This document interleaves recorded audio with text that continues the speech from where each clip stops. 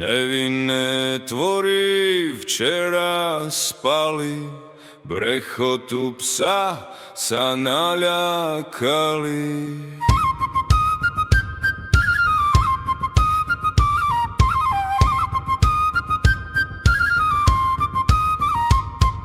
Medvedica vybehla a psa roztrhla, temné netvory prišli a ju na druhý svet poslali. Dnes za matkou mladé plakali. A to len za to, že strážila svoje mladé. Po večeroch lesom blúdia ľudia, medvede rušia, budia. Vadia im v lete, vadia im v zime, vadia im v lese aj na dedine. Avšak nevedia,